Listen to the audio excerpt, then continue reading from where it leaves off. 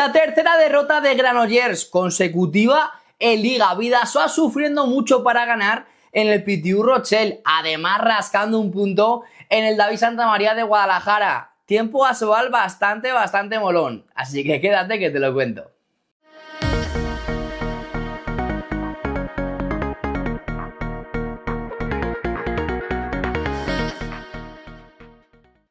¿Qué tal amigos? ¿Cómo estáis? Bienvenidos a un nuevo vídeo, en este caso jornada 10 en esta Liga Nexus Energía Asobal, que comenzamos ya a repasar como cada martes con los siguientes resultados, comenzando por ese empate a 26 entre el Sanicentro Guadalajara y el Abanca de Marleón. Barça 45, Viveros Erol Nava 25, Recoletas Atlético Valladolid 29, Freaking Granollers 26, Orneo Eón Alicante 32, Irudec Bidasoa Irún 33, y ya estos 4 partidos, 4 victorias en casa. Tuz Randa Villaranda 28, Frigoríficos Cangas 25, Dicor Peval Logroño La Rioja 38, Caserío Ciudad Real 35, Bazco Torlavega 32, Cajas Blanques Jiménez Puente Genil 27 y por último cerrando la jornada ese Bada Huesca 30, Revi Cuenca 25. Empezamos el análisis de la jornada con ese partidazo para mí, con ese Recoletas Atlético Valladolid Freaking Granollers. Un primer tiempo de mucho ritmo y de mucho correcalles inicial. El Recoletas para mí cómodo en ese contraataque, también con ese binomio formado por Pablo Herrero y por Karapalevski, con la ausencia de Alejandro Pisonero y también jugando poquito Gustavo Oliveira y sobre todo Bar parando, ¿no? O sea, al final 9 paradas del portero argentino del equipo pucelano por un par de ellas del conjunto vallesano. Aún así, marcando la diferencia, como digo, el portero argentino, es que se van 14-14 al descanso. Sobre todo motivado por un buen Pablo Urdangarín, también Marcos Fils dándole ese relevo en ese lateral derecho y viviendo sobre todo el conjunto vallesano de esos errores en el lanzamiento del equipo local. Como digo, aún así 14-14, en el segundo tiempo comienza muy mal el conjunto de Antonio Rama, que de hecho se cabrea de una forma espectacular, pidiendo un tiempo muerto y sobre todo no dura nada, o sea, dura 10-15 segundos, fue más una arenga que una disposición táctica que enseñar a sus jugadores. Aún así, muchos errores en el lanzamiento.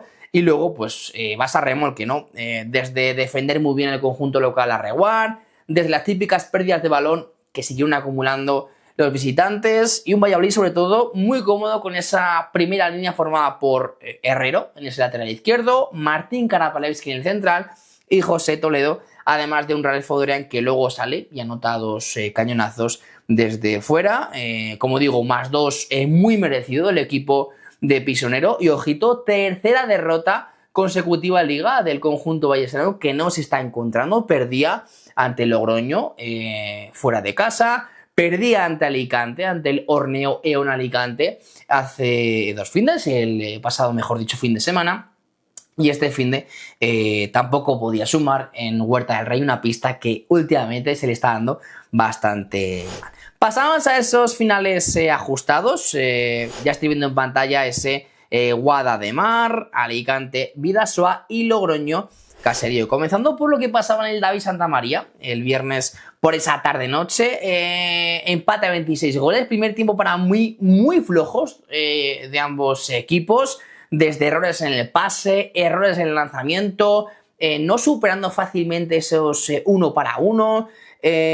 Muy poquitas continuidades, muy poquitas soluciones. De hecho, solo destaco, además de Said Barcordari en la portería del conjunto de Marista, 3 extremos izquierdos, Sergio Sánchez y Darío Sanz por parte de Marista, y por parte local Martín Ganuza. Y luego el segundo tiempo es totalmente de tramos, hasta el minuto 10 de segunda mitad, más 5 además, y luego a partir de ahí, para mí la clave del partido es como digo, perdón, el 7 para 6 que plantea Requena, sobre todo con muchas continuidades hacia Chufa, que reaparecía, y también hacia Martín Ganuza, y sobre todo con un El Couga desde ese lateral derecho. Por cierto, Guada sin Heights y sin Catalina, que como digo, el lateral derecho disponible del conjunto del Carreño lo hizo muy bien.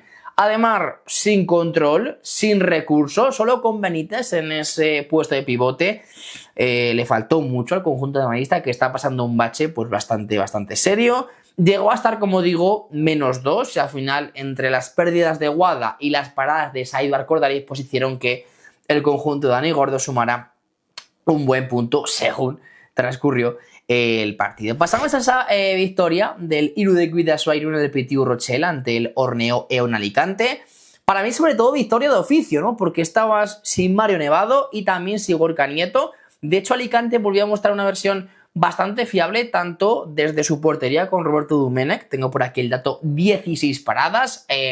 Debutó Borragán bastante bien. Ya sabemos la versión que suele tener en casa, ¿no? Los Parker, los Torrico, los Escobedo, que está bastante bien. Y para mí la clave sobre todo fue que Alicante se equivocó más con Parker que Bidasoa con Rodrigo Salinas, ¿no? Además, luego aparecen varias figuras claves, que son 3. El primero, Jakub Skriniar, Cuba, con varias paradas que sobre todo permite a Bidasoa adelantarse y coger una mínima renta en el marcador, además de la parada final a Parker en esa última acción del partido. Piotr Mielczarski, que desde la salida de Tito Díaz y sobre todo sin Gorka Nieto y sin Mario Nevado, asumió mucho protagonismo. De hecho, creo que está interpretando muy bien el juego que plantea el conjunto de Alex Mozas y sobre todo está cogiendo sus galones y sumando esos goles necesarios para sumar de 2 en estos partidos. 9 goles. Spoiler, lo meto por supuesto en nombres propios de la jornada.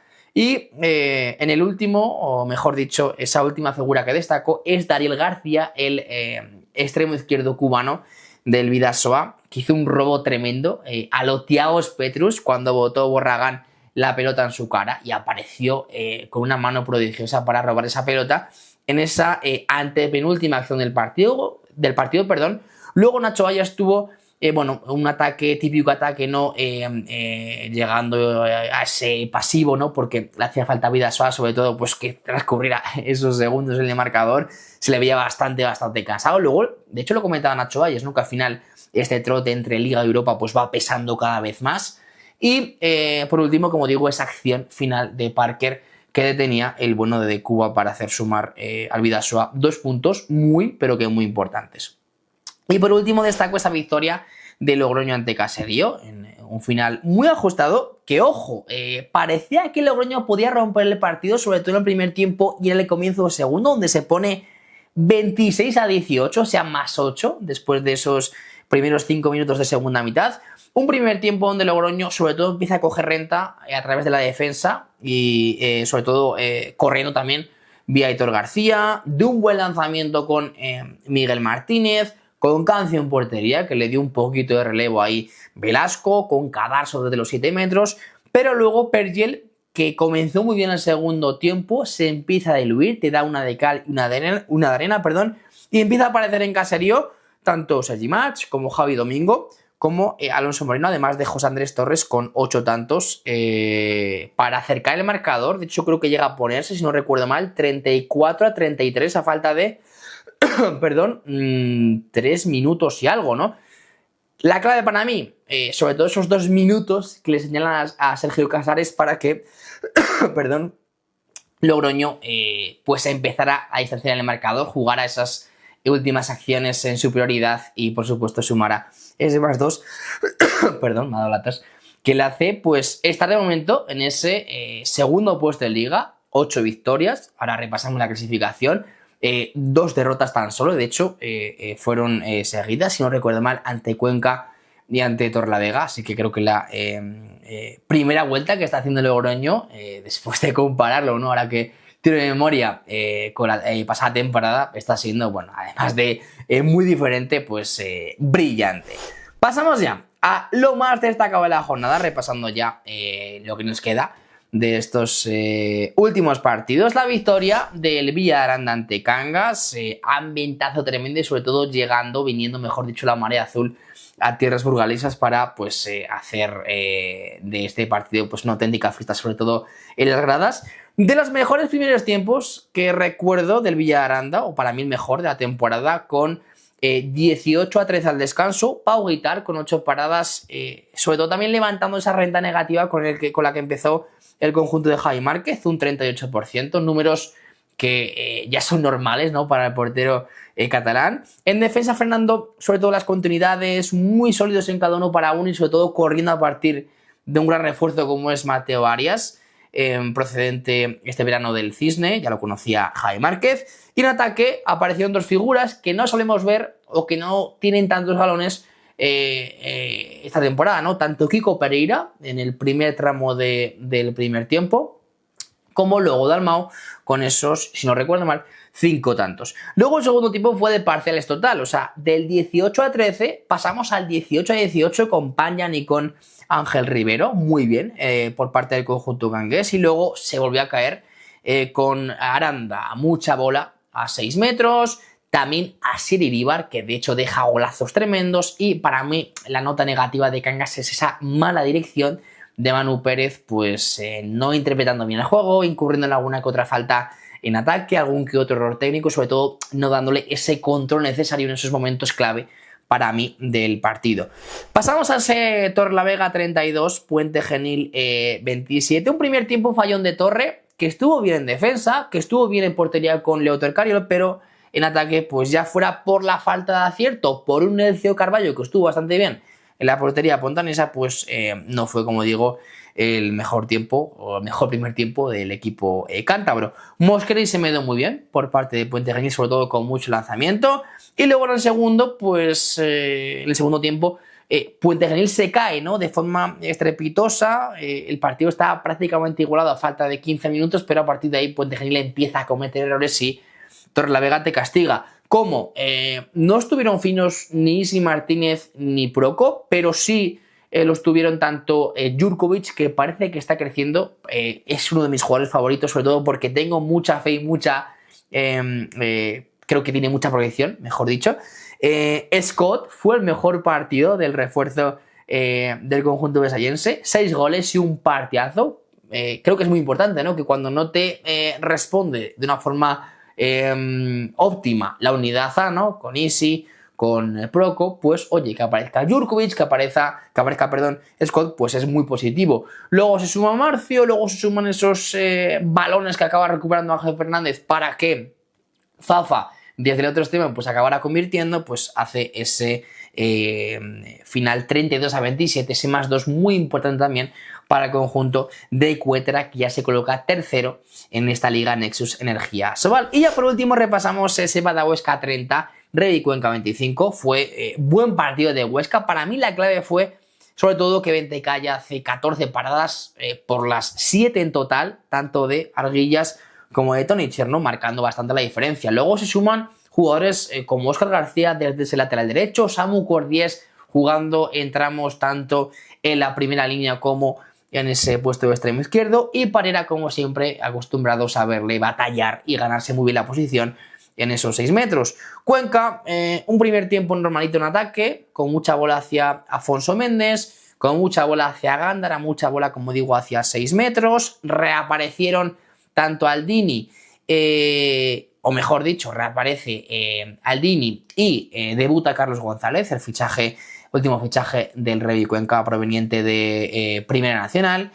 Pero sobre todo el partido fue bastante malo en defensa, y creo que ahí lo nota el equipo de Lidio Jiménez, ¿no? Más allá de que fue un mal segundo tiempo y el cansancio creo que hizo mella, ¿no? Es un equipo para mí exhausto, y es normal, ¿no? Después de jugar tanto trote con muy poquitos efectivos, aún así creo que ha competido a las mil maravillas, pero es normal también tener este tipo de partidos, sobre todo por las dos dinámicas, ¿no? De ambos equipos. Huesca 3 de 5 en casa, sumando, y Cuenca solo, o mejor dicho, no ha sumado fuera de casa, que si me va a mí el santo al cielo. 0 victorias en 5 partidos. No creo que está siendo el gran debe del conjunto conquense, que en el Salgar se hace muy fuerte, pero fuera de casa pues lo está pasando bastante mal, aunque está compitiendo prácticamente todos los partidos. Nombres propios: Víctor Hallgrímsson con 16 paradas para un 51%. De hecho, acaba el primer tiempo con 15 paradas para un 63%. O sea, no fue el mejor partido de nada, ni mucho menos. De hecho, fue paupérrima la primera mitad. 25-8 en el primer tiempo, más 17. Hacía mucho tiempo que no veía un resultado tan abultado del Barça, de hecho, en esta Liga Asobal. Pero creo que es para destacar, ¿no? El partido del portero islandés, uno de esos monstruitos que creo que va a tener mucho protagonismo a partir, sobre todo el año que viene, ¿no? Con la llegada de tanto de Sergei como él, ¿no? Que al final van a ser, creo que un binomio que se va a entender bastante bien, al menos yo tengo esa confianza. Segundo nombre propio de la jornada, Dani Fernández, con 14 goles para un 82%. En el primer tiempo acaba haciendo 10 goles en 11 lanzamientos, más de un 90% de eficacia.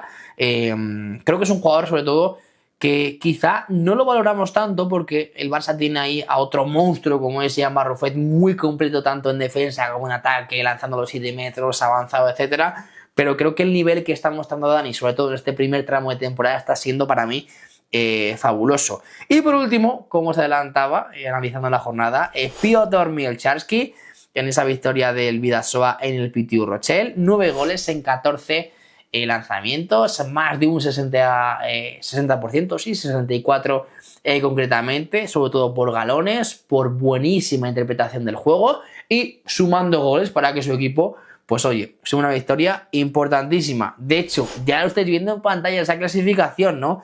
Con el Barça con un partido menos con 18 puntos, Logroño 16 segundo, Torlavega tercero con 15 y empatados a puntos tanto Bidasoa como el Atlético Valladolid, 13 puntos cada uno, cuarto y quinto. Granollers se cae hasta la sexta plaza con 12 puntos, con 10, dos equipos, Ademar séptimo y Puente Genil octavo. Cuenca y Aranda con 8 puntos, noveno y décimo. Huesca y Caserío Ciudad Real con 7 puntos, undécimo y duodécimo. Alicante y Nava, décimo tercero y décimo cuarto, como digo, con 6 puntos. Y cerrando la tabla en descenso directo, Cangas con 4 puntos y Guadalajara con 3 puntos. ¿Qué os ha parecido este programa? ¿Qué os ha parecido esta jornada? Como siempre, dejadme lo que sea en comentarios, siempre lo debatiremos aquí en este espacio, en este canal de balonmano. Y como siempre, amigos, hasta entonces, mucho balonmano y siempre balonmano.